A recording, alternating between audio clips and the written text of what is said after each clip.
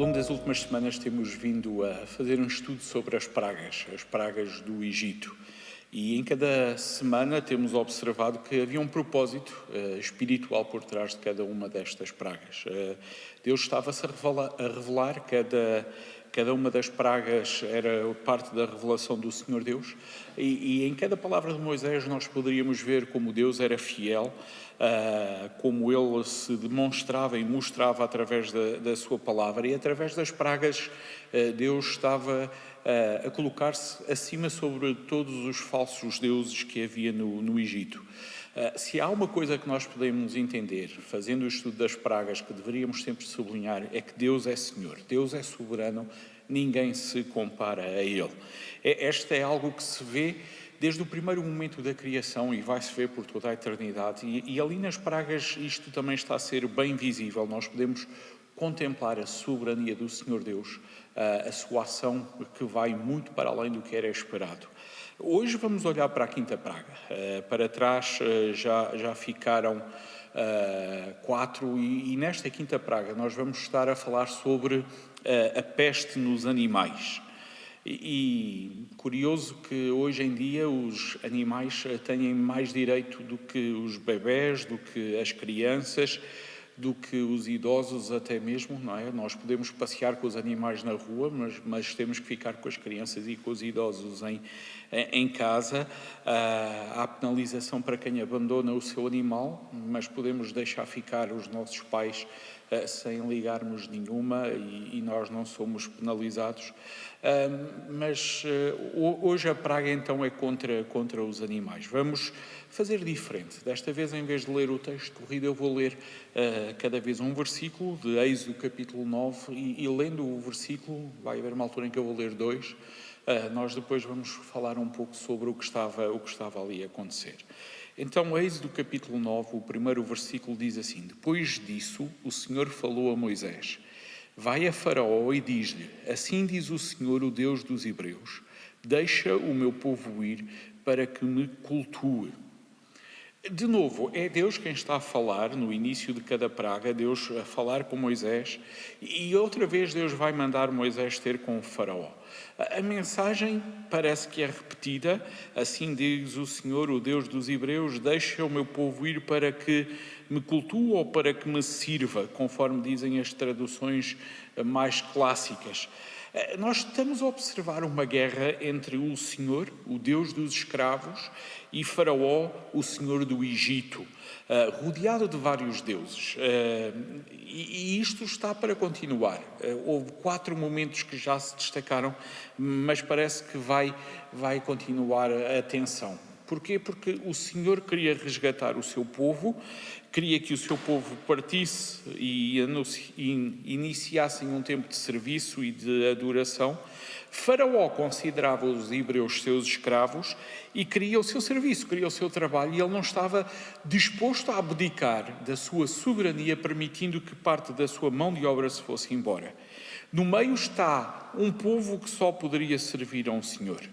E a caminho da terra prometida, eu creio que nós precisamos de interiorizar este princípio. Nós precisamos de entender urgentemente que ninguém pode servir a 2 senhores. O Senhor Jesus Cristo, no Sermão do Monte, lá em Mateus no capítulo 6, ele disse isto de uma forma bem clara. As pragas são a história do resgate de um povo para o serviço, para o culto, para a adoração. Faraó tinha 2 hipóteses: ouvir, aceitar e deixar ir, aceitando assim que o Deus dos escravos era Senhor, ou recusar, vendo-se ele mesmo como o Senhor. Poderíamos dizer que as hipóteses eram obedecer ou desobedecer à vontade de Deus. Qual das vontades é que se vai fazer? A vontade de Deus ou a minha vontade, ou a vontade de Faraó? Esta tem sido um dilema desde Adão, que vai continuar até ao final dos tempos.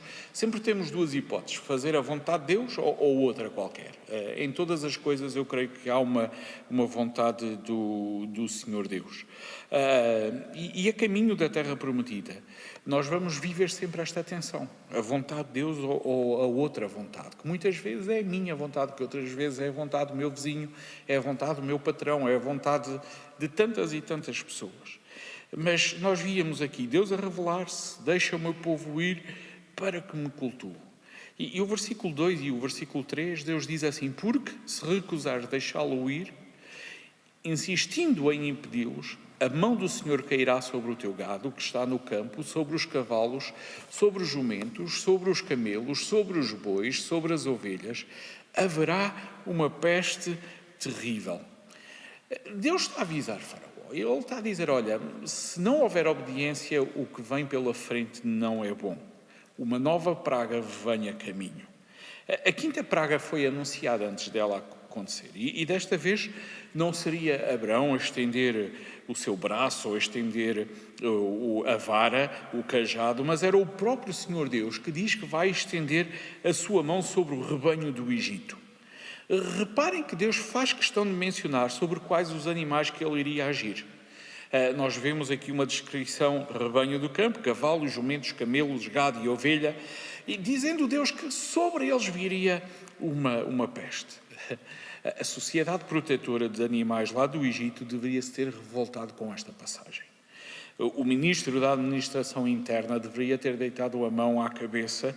O ministro das Finanças, ainda com o cabelo rapado por causa dos piolhos, deveria ter ficado sem saber o que fazer. O ministro da Economia, bem preocupado. Faraó certamente ouviu isto com muita preocupação. Se acontecesse isto que Deus estava a dizer, as finanças do Egito levariam um arrombo daqueles. Além das perdas financeiras, eu estou certo que também vários sacerdotes dos diferentes deuses ficariam alarmados. A praga anunciada de pestilência do gado, se acontecesse, viria e humilharia vários deuses que os egípcios tinham. Eles tinham um deus que era o deus que protegia o gado. Eles tinham uma deusa vaca. Eles tinham deuses que estavam relacionados com vários animais, e por causa disso é que os sacrifícios que os hebreus queriam fazer não poderiam ser feitos ali naquela terra. Recordam-se, na semana passada nós falámos sobre isso, mas Deus mostra como é que ele iria fazer. E se a mão de Deus realmente caísse sobre o Egito, o estrondo seria tremendo. E é isto que eu gostava que nós pudéssemos compreender nestes dois versículos. Era um aviso de crise, era um aviso de pandemia, era um aviso de um prejuízo daqueles. Versículo 4: mas o Senhor fará distinção entre o gado de Israel e o gado do Egito, e de tudo o que pertence aos israelitas nada morrerá. A mesma mão que atuaria contra Faraó diz que vai atuar a favor dos filhos de Israel. Havia 2 rebanhos, Deus protegeria e preservaria um deles. Eles beberiam a mesma água, eles respirariam o mesmo ar, eles poderiam comer até do mesmo prato, mas teriam futuros diferentes. O que estava a ser prometido não era natural, era de todo contra a natura o que estava ali a ser avisado, diria sobrenatural. Era Deus a agir. E Deus estava a agir dizendo que Ele iria poupar uns e castigando outros. Quem Ele desejasse. O que eu vejo olhando para estes versículos, do versículo 3 e 4, é que a soberania de Deus se faz sentir. No Salmo capítulo 36, versículo 6, que aqueles que apenas veem no canal YouTube o vídeo não viram, mas nós na nossa reunião Zoom já tivemos a oportunidade de ler. O texto diz: tu, Senhor, preservas os homens e os animais, lá no versículo 6. E nós cremos nisto, um Deus que preserva homens e animais. Há alguns que olham para este versículo e defendem que há animais que irão para o céu. Eu confesso, não vou entrar nessa discussão, mas vejo neste Salmo capítulo 36 a capacidade que o nosso Deus tem para preservar. E isto foi bem visível aqui neste momento. A Bíblia diz que Deus fará distinção. E, meus queridos, eu não tenho capacidade, não tenho autoridade, não tenho legitimidade para discutir ou questionar a palavra de Deus. Eu olho, eu leio, eu entendo e eu aceito. Tudo está nas suas mãos. O nosso Deus faz conforme lhe apraz e Ele faz tudo muito bem. O texto não se fica por aqui. O versículo 5 diz que o Senhor já definiu o tempo, dizendo: o Senhor fará isso nesta terra amanhã. Deus, além da praga, o quê, vai definir o dia, o quando. E também nisto nós podemos ver que Deus realmente é Senhor. Nós podemos planear o amanhã, nem certeza se chegaremos lá ou não. Temos visto nos últimos dias como os planos se ajustam quase que diariamente. Como que antes se dizia, não vamos jamais usar máscaras, e agora já nos estão a dizer, não, temos que usar máscaras. Em que antes diziam, temos que ficar em casa por um tempo, não se sabe quanto, agora já nos dizem, não, podem começar a sair. A verdade é que os nossos planos, os planos dos homens vão mudando. Mas quando Deus planeia o amanhã, nós podemos ter a certeza absoluta que aquilo que Deus diz vai acontecer. É Deus quem define o tempo e os tempos. Deus é fiel. Da mesma forma que eu creio neste versículo, eu creio no resto da passagem. Eu não posso ser seletivo no que creio. E se eu creio que Deus é soberano sobre o tempo, eu devo entender que Deus é soberano sobre pessoas e sobre animais também. Mas olhem para o versículo 5. Deus diz que a praga vai acontecer amanhã. Quando é que acham que Moisés deveria fazer o aviso? Dali a 2 dias. Amanhã. Sabendo Moisés o que Deus disse que iria fazer amanhã, o aviso deveria ser dado o mais rápido possível. Amanhã Deus vai atuar. Ele precisava de avisar ainda hoje. E Moisés também está perante um desafio: levar de novo pela 5ª vez uma praga até Faraó. Ele tinha 2 hipóteses também: obedecer ou desobedecer. A sua missão era anunciar. Há coisas que nós sabemos sobre o amanhã que nós devemos avisar hoje. A Igreja não se pode calar. A Igreja deve anunciar os avisos que a palavra de Deus nos dá sobre o futuro. Seria incoerente se Moisés deixasse para depois de amanhã falar o que iria acontecer amanhã. Amados, quando se acabar tudo, de nada nos vale falar sobre o final dos tempos. Quando se acabar tudo, de nada nos vale anunciar que Jesus Cristo é Salvador para a remissão de pecados de outros. Nós temos que falar hoje. Não sabemos o que vai acontecer amanhã. Sabemos que o tempo está nas mãos de Deus e sabemos que Ele nos deixou ficar uma missão. Ele comissionou-nos para levarmos uma boa nova do Evangelho. Obedecer, também nós temos esta hipótese. Temos nós falado o que Deus nos manda falar antes de chegar o amanhã? Eu olho para estes versículos e vejo, Deus define o que dizer. Deus define o tempo em que as coisas vão acontecer. E chegando ao versículo 6, diz-nos que no dia seguinte o Senhor o fez e morreu todo o gado do Egito, mas não morreu nenhum animal do gado dos israelitas. Curioso que nesta praga não aparece a conversa entre Moisés e Faraó. E nós poderíamos ficar na dúvida, será que foi? Será que ele foi ou será que ele não foi? O texto é omisso, mas a praga vai acontecer. E eu gostava que nós pudéssemos entender que a praga vai acontecer não porque Moisés foi falar com Faraó, mas porque Deus disse que amanhã iria acontecer o que aconteceu. As pragas não acontecem por causa da ação de Moisés. As pragas acontecem por causa da ação e da fidelidade de Deus à sua palavra. Eu creio que Moisés foi, mas é apenas o meu palpite. Nesta altura, Moisés já começava a obedecer sempre ao Senhor Deus. O versículo 6 é tremendo. Nele nós podemos entender que o pecado do homem traz consequências sobre as criaturas. Muitas vezes nós colorimos, romanceamos um bocado o nosso pecado. Cuidado, meus queridos, com as consequências do nosso pecado. Sem me aperceber, o meu pecado pode trazer consequências para a minha casa, para a minha família, para os meus filhos, para esta igreja a quem eu sirvo, para vocês. Há alturas em que nós somos muito egoístas, pensando que as consequências do pecado apenas nos afetam a nós. A Bíblia mostra-nos que não é sempre assim. Então eu desafiava-te a procurares a santidade, porque essa é a vontade de Deus. E se porventura estás a falhar, arrepende-te o mais depressa possível. Entende urgentemente que as consequências poderão não vir só para ti. Faraó e os egípcios estavam a pecar, o gado vai sofrer. E porquê o gado? Porquê o gado? Bem, eu creio que tenho duas respostas. Primeiro, porque Deus é Senhor. Na sua soberania, o Senhor Deus disse que Ele iria agir. Creio também que Deus, ao remover o gado, de novo Ele vai remover aquilo em que os egípcios colocavam a sua confiança. O gado era a carne, o gado era o leite, o gado era a economia, o gado era produto interno. E agora Deus está-lhes a tirar isso. Mas entendam também que o gado era a religião, o gado era a religiosidade. Todo o rebanho do Egito vai morrer, nenhum rebanho dos israelitas vai morrer.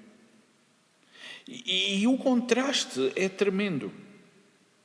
O povo hebreu, que inicialmente experimenta as pragas, agora vai começar a experimentar a graça. Porquê? De novo, porque Deus é Senhor. A resposta vai-se repetir. Não é porque os judeus se portaram bem, não é porque eles agora estavam bem cheirosos, não é porque eles fizeram alguma coisa digna de serem abençoados. O livramento de Israel das pragas do Egito não é resultado da obediência, mas da sua graça. Deus disse que ia fazer assim em determinado lugar e assim em determinado lugar. A peste começou, a peste alastrou-se, mas Israel podia estar seguro. Quando chegamos ao versículo 7, quando as coisas já estão a acontecer, na minha tradução o texto diz que Faraó mandou verificar e, de facto, o gado dos israelitas não havia morrido, nem um animal sequer. Faraó mandou verificar. Faraó mandou verificar. É curioso este Faraó. Ele não vai ver, ele manda ir ver. O homem julgava-se mesmo poderoso. Ele não foi, ele mandou ir. Ele certamente estava curioso para saber se era verdade ou não. Mas ele não vai satisfazer a sua curiosidade. Ele vai mandar outros satisfazerem a curiosidade por ele. Podemos imaginar algumas hipóteses sobre esta atitude de Faraó.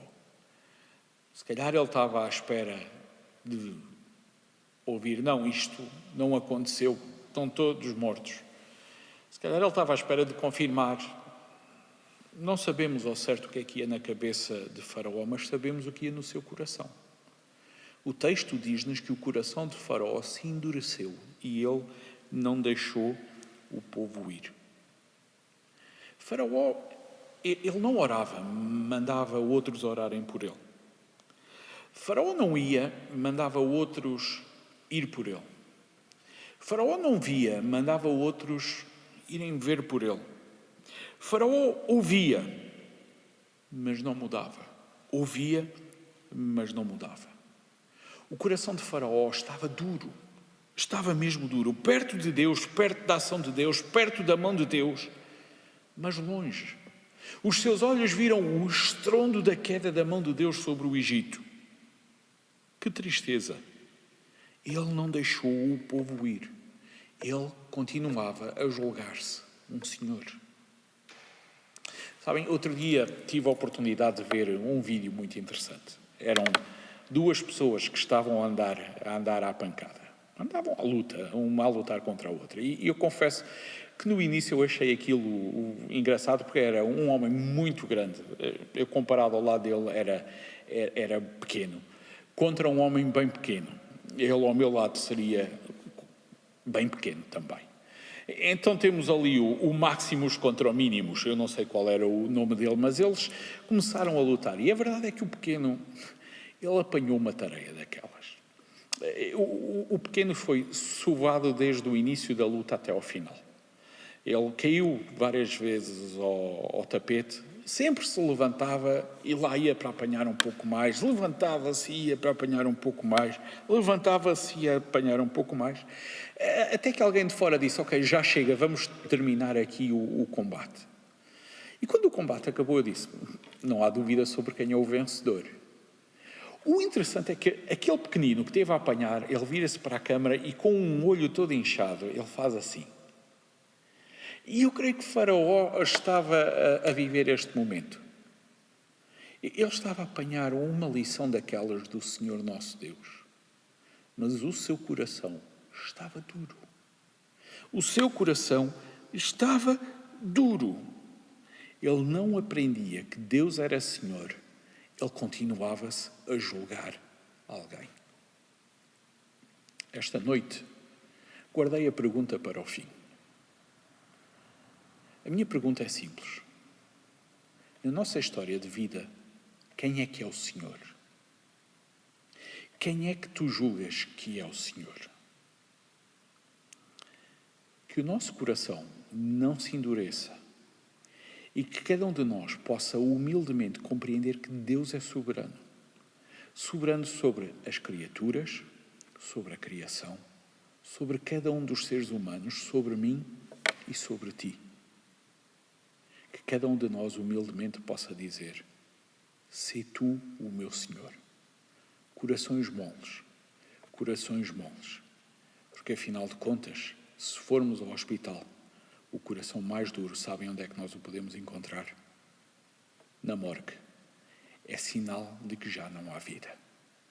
Que o nosso coração possa continuar a bater, entendendo nós que Deus é Senhor, que Deus é Senhor. Que Ele seja Senhor sobre as nossas vidas. Em nome de Jesus.